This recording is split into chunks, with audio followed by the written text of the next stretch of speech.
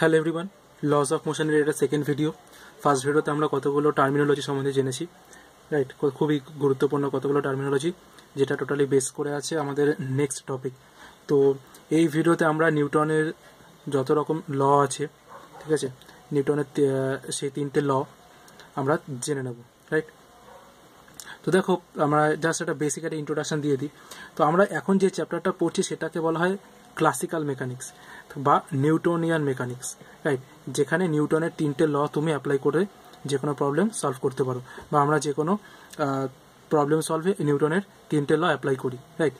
আর একটা মেকানিক্স আছে, সেটা হচ্ছে কোয়ান্টাম মেকানিক্স। তো কোয়ান্টাম মেকানিক্স মানে কি? কোয়ান্টাম মেকানিক্সের বেসিসটাও কিন্তু তুমি নিউটনস লাই অ্যাপ্লাই করবে, কিন্তু একটুখানি হায়ার ম্যাথামেটিক্যাল অ্যানালিসিস দিয়ে, ঠিক আছে? তো সেটা আলাদা টপিক, সেটা আমরা সাইডে রাখছি। আমরা টোটালি চলে আসছি ক্লাসিক্যাল মেকানিক্সে। তো ক্লাসিক্যাল মেকানিক্সে যে নিউটনের তিনটে সূত্র আছে, সেই তিনটে সূত্র আমরা একটু দেখে নেব। তো ফার্স্টে কি আছে? Newton's first law. Newton's first law কি বলে? এ বডি continue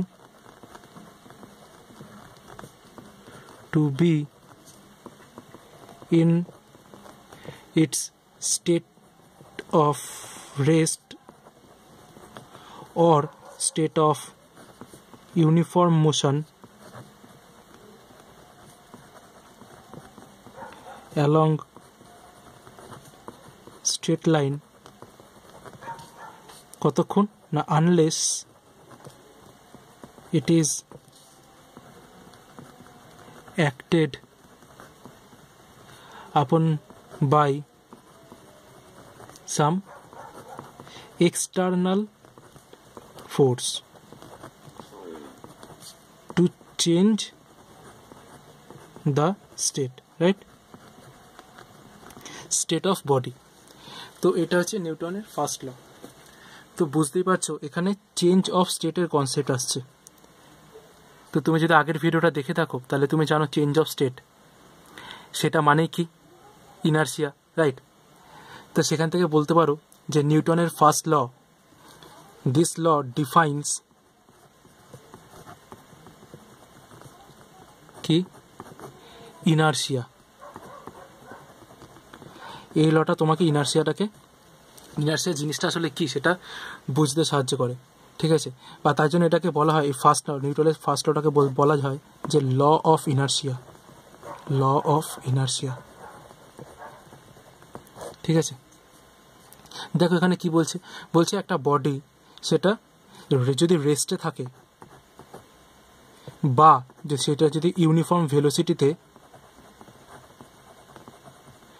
মুভ করতে থাকে একটা স্ট্রেট লাইন বরাবর, তাহলে যতক্ষণ না পর্যন্ত একটা এক্সটার্নাল ফোর্স অ্যাক্ট করছে তার উপরে, আর সেটা শুধু এমনভাবে অ্যাক্ট করবে না, অ্যাক্ট করবে to change the state. Change the state মানে কি? যদি ওটা রেস্টে থাকে তাহলে রেস্ট থেকে সেটা স্টেটটাকে চেঞ্জ করতে, অথবা যদি সেটা ইউনিফর্ম ভেলোসিটিতে মুভ করে তাহলে সেটার স্টেটটাকে চেঞ্জ করবে। মানে হয় সেটাকে অ্যাক্সেলারেটেড করে দেবে, নয়তো তাকে রেস্টে নিয়ে চলে আসবে, ঠিক আছে? তো যাই হোক, চেঞ্জ অফ স্টেট যদি করতে চায় তখনই, ঠিক আছে, মানে যদি তুমি করতে চাও তখন তোমাকে একটা এক্সটার্নাল ফোর্সই অ্যাপ্লাই করতেই হবে, ওকে? তো নিউটনের ফার্স্ট ল এটাই বলছে। তুমি কিন্তু নিউটনের ফার্স্ট ল থেকে একটা ফোর্সের একটা ডেফিনেশন পেয়ে যাও, তাই না? তোমাকে যদি বলা ফোর্সটা কি না, ফোর্স হচ্ছে বলতে পারে একটা ফেনোমেনা, বা যে জিনিসটা অ্যাপ্লাই করলে, বাইরের থেকে অ্যাপ্লাই করলে একটা বস্তু তার স্থির অবস্থা বা একটা সরলরৈখিক পথে গতিশীল অবস্থার, এই দুটো অবস্থায় সে পরিবর্তন করতে পারে, ঠিক আছে? সেটাকে ফোর্স বা বল বলে, রাইট? তো এটা হচ্ছে নিউটনস ফার্স্ট ল। তো দেখো এখান থেকে আমি কি বললাম, নিউটনের ফার্স্ট লটা হচ্ছে ল অফ ইনার্সিয়া বলছে। আর ইনার্সিয়া কিন্তু আমরা পড়েছি, ইনার্সিয়ার কিছু পয়েন্ট। সেখান থেকে আমি যদি একটু এক্সটেন্ড করি, সেটা হচ্ছে ইনার্সিয়া তিনটে টাইপের হয়, ঠিক আছে? একটা হচ্ছে inertia of rest,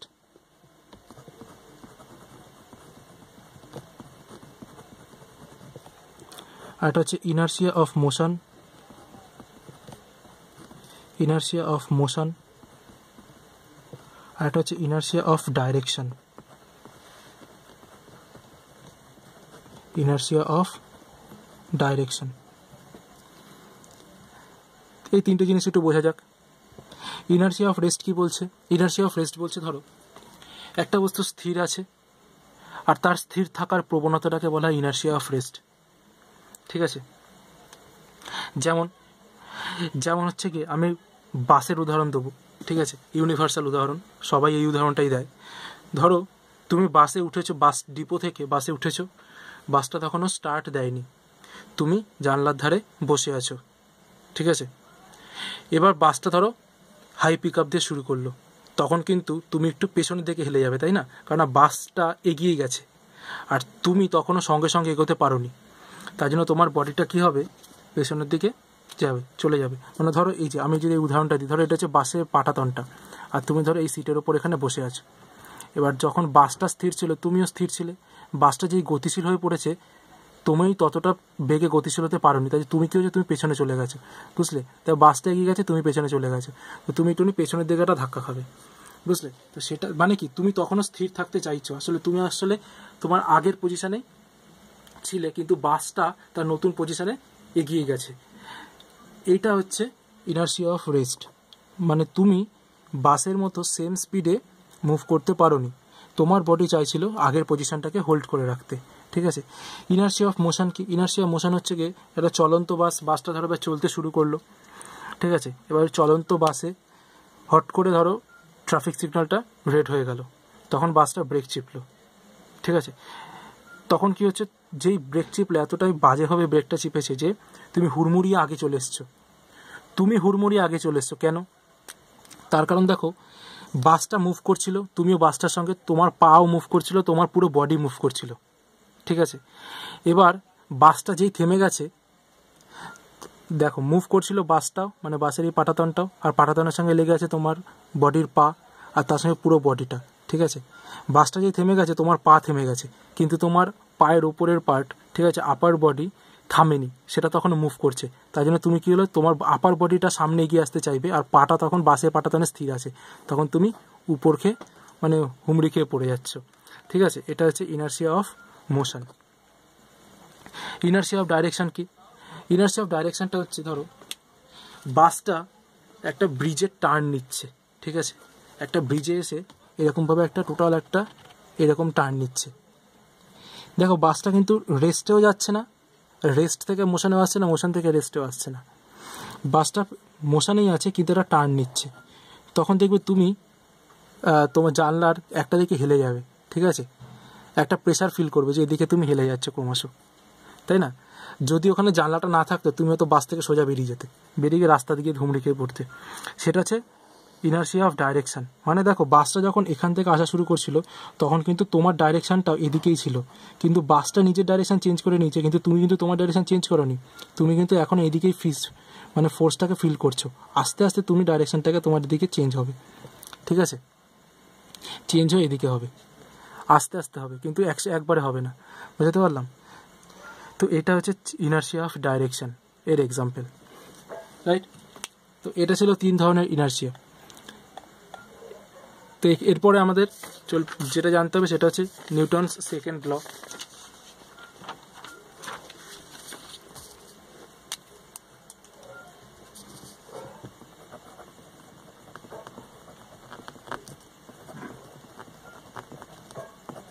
Newton second লটা খুব ভাইটাল, হ্যাঁ, এটার অ্যাপ্লিকেশনই তুমি বেশি পাবে। সেকেন্ড ল কি বলছে? বলছে নাম লেখো, the rate of change of momentum, the rate of change of linear momentum of a body is directly proportional to the external force applied on the body and this change takes place always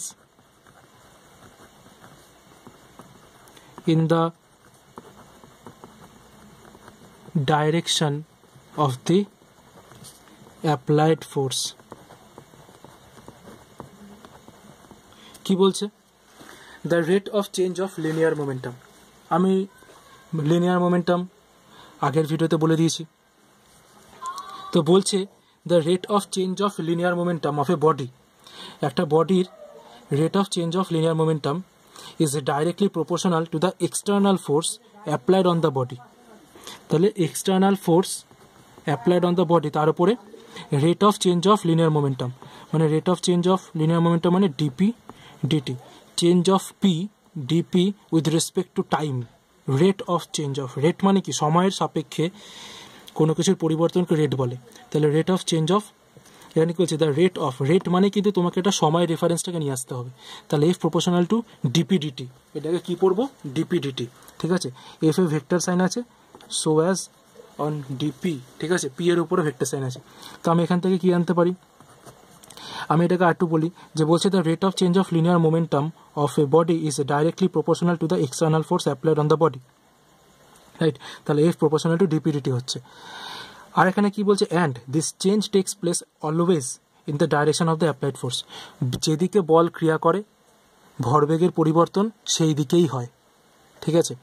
যেহেতু ফোর্সের দিকেই ডিপিডিটিটা হচ্ছে, তার জন্য এখানে plus sign হয়েছে।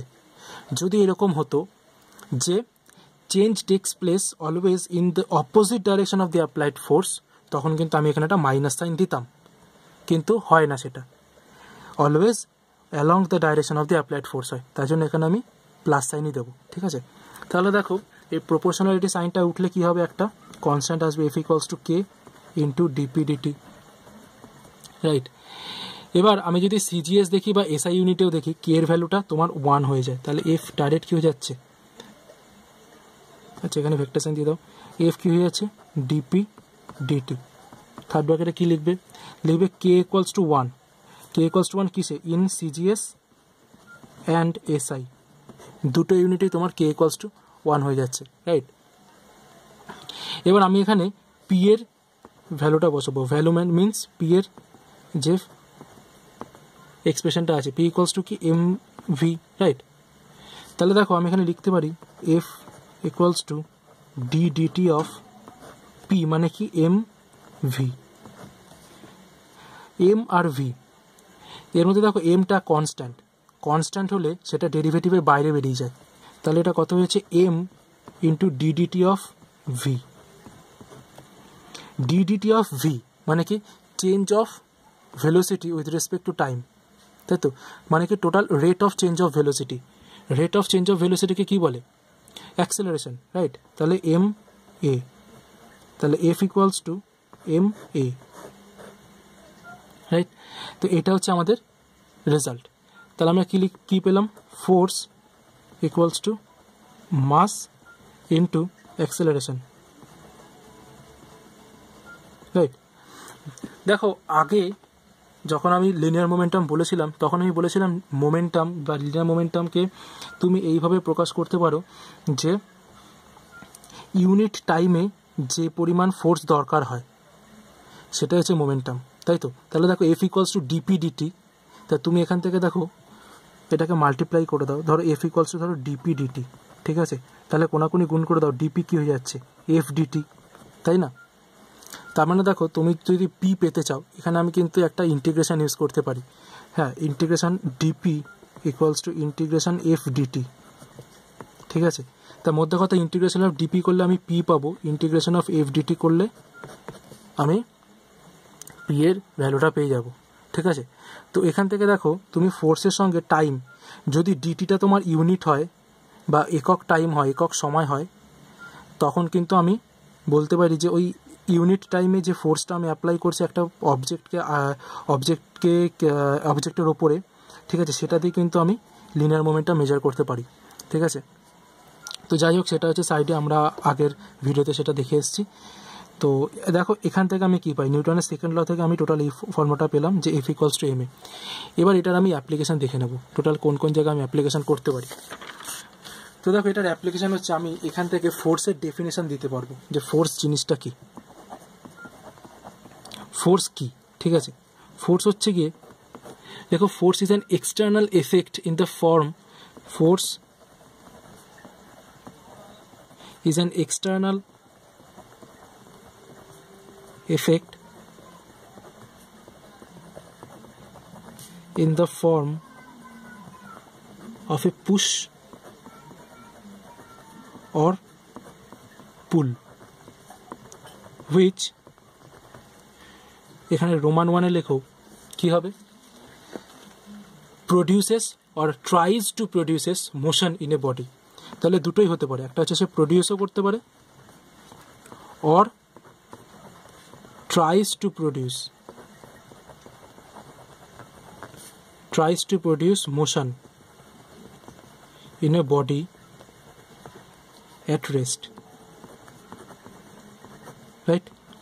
Next, এই external এফেক্টটা কি করতে পারে, stops or tries to stops A moving body,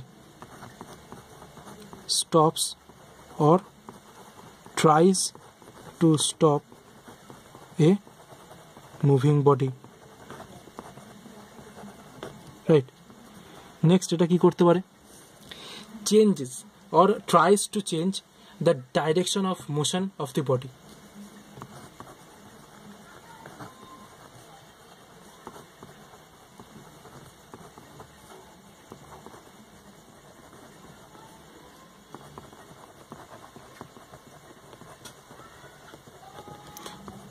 direction of motion of the body, right। তো এই তিনটে কেস একটা ফোর্স করতে পারে, রাইট। তো এবার এই ফোর্সের আমি যদি ডাইমেনশানে চলে আসি, ফোর্সের ডাইমেনশান বলো, মাস আর অ্যাক্সেলারেশন L(t⁻²), রাইট। এবার ফোর্সের ইউনিটও আছে, তো সেগুলোও খুবই বেসিক, এগুলো আর কিছু বললাম না, ঠিক আছে। এরপরে আমরা ডাইরেক্ট একটুখানি ফোর্সের, দেখো ফোর্স আমরা কি পেলাম, F = ma, right. F = ma, মাস হচ্ছে গিয়ে স্কেলার আর এ হচ্ছে অ্যাক্সেলারেশন। দেখো যখন আমি কিন্তু এটা পেয়েছিলাম যখন আমি মাসকে কনস্ট্যান্ট ধরেছিলাম, যদি মাস কনস্ট্যান্ট না হতো, মানে ধরো F = dp/dt, ঠিক আছে। তো এখানে তো কী হচ্ছে, d/dt অফ mv, রাইট। ধরো এখানে মাসটা এবার কনস্ট্যান্ট না, ঠিক আছে, তখন কিন্তু আমি এখানে এরকম হবে এটা যে m × dv/dt plus v × dm/dt, এটা হচ্ছে ফোর্স, ঠিক আছে। when m is not constant, right. এটার ফর্মুলাটা কি, এটা হচ্ছে ডেরিভেটিভের formula, d/dt of uv, u × v, ঠিক আছে। এটা হচ্ছে ইউকে কনস্ট্যান্ট রেখে dv/dt প্লাস আর একবার ভিকে কনস্ট্যান্ট রেখে du/dt, ঠিক আছে। এটা হচ্ছে ডেরিভেটিভের ফর্মুলা, এটা এখানে অ্যাপ্লাই হলো। একবার এমকে কনস্ট্যান্ট রেখে ভি এর ডেরিভেটিভ, আর একবার ভিকে কনস্ট্যান্ট রেখে এম এর ডেরিভেটিভ। তার মানে দেখো, যে অবজেক্টের ক্ষেত্রে ভেলোসিটি চেঞ্জ হওয়ার সঙ্গে সঙ্গে ওর মাসটা কমে যায়, সেই অবজেক্টের ক্ষেত্রে আমি এটা অ্যাপ্লাই করব, ঠিক আছে। এটা একটা এক্সাম্পল হচ্ছে কি রকেটের ক্ষেত্রে, ঠিক আছে। আমরা যখন স্যাটেলাইট লঞ্চ করি, PSLV দেখেছো তো, তিনটে স্টেজে সেটা যায়, অরবিটে যায়, তাই তো। তো তিনটে স্টেজে যখন যায়, প্রতিটা স্টেজে কিন্তু একটা একটা করে স্টেজ যখন কমপ্লিট হয়, একটা একটা করে যে সাইড পুশগুলো থাকে সেগুলো কিন্তু তোমার আনইনস্টল হতে থাকে, রাইট। তো পড়ে যেতে থাকে। তো এটা হচ্ছে নর্মাল একটা এক্সাম্পল দিলাম যেখানে মাসটা চেঞ্জ হয়, তাই না। মাস চেঞ্জ হচ্ছে, আলটিমেটলি যে ফাইনাল যে অরবিটে যায় সেটাকেই যায় পেলোডটা, যেটা আর কি টিপে থাকে, তাই তো। টিপটাতে যে পেলোডটা থাকে ওখানেই স্যাটেলাইটগুলো থাকছে, ওটাই অরবিটে যাচ্ছে, তাই তো। তো সেই ক্ষেত্রে আমরা এই ফর্মুলাটা ইউজ করব, রাইট। নেক্সট দেখো, এটা তাহলে এটা খুবই গুরুত্বপূর্ণ। এটা কখন আমরা অ্যাপ্লাই করব, যখন আমাদের স্পেসিফিক্যালি বুঝতে পারবো যে মাসটাও চেঞ্জ হতে পারে সেক্ষেত্রে, ঠিক আছে। দেখো যে কোনো একটা ফোর্সের তিনটে কম্পোনেন্ট থাকতে পারে। আমি যদি ফোর্সকে দেখি, এফ ইকুয়ালস টু কী হতে পারে, F x I cap, F y J cap, F z K cap, তাই তো। ঠিক সিমিলারলি অ্যাক্সিলারেশনও সেই অনুযায়ী তিনটে কম্পোনেন্ট হবে। একটা হচ্ছে A X I cap, A Y J cap আর এ জেড কে ক্যাপ, ঠিক আছে। এটাও একটু নোট ডাউন করে রাখবে। নেক্সট পয়েন্ট যেটা নোট ডাউন করবে সেটা হচ্ছে, আচ্ছা এখান থেকে দেখো আমি যদি এখানে F equals to M a apply করি, তাহলে আমি এখান থেকে কী পাচ্ছি বলো তো, এফ এক্স ইকুয়ালস টু হয়ে যাচ্ছে আমার এম এ এক্স, তাই না। F y equals to M a y আর F z equals to M a z, তাই তো। এই তিনটে কম্পোনেন্ট তুমি ইকুয়াল করে দিতে পারো। একটা জিনিস নোট ডাউন করে নাও, লেখো no force is required to move a body uniformly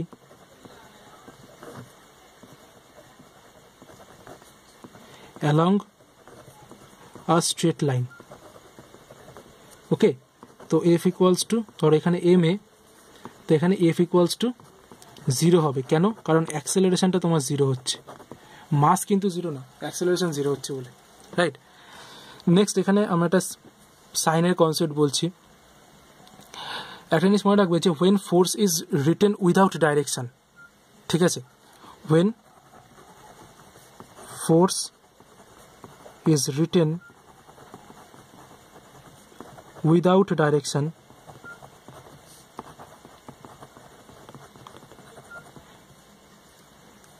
then তুমি বলতে পারো যে positive force means repulsive force, আর negative force means attractive force, right? মানে ধরো আমি একটা এক্সাম্পল দিই পজিটিভ ফোর্সের। Force between two similar charges, কি ফোর্স? রিপালসিভ ফোর্স, সমধর্মী আধান পরস্পরকে বিকর্ষণ করে। আর নেগেটিভ ফোর্সের একটা এক্সাম্পল দিই, force between two opposite charges, ঠিক আছে।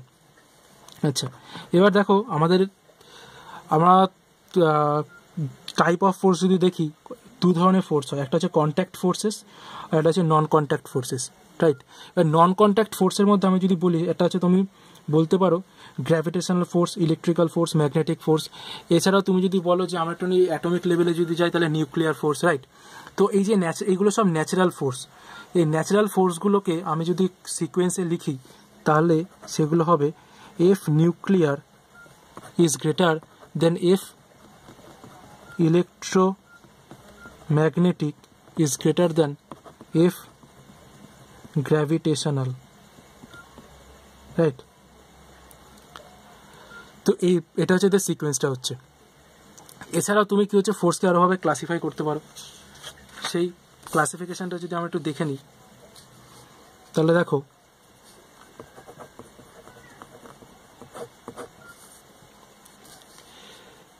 একটা হতে পারে কনস্ট্যান্ট ফোর্স,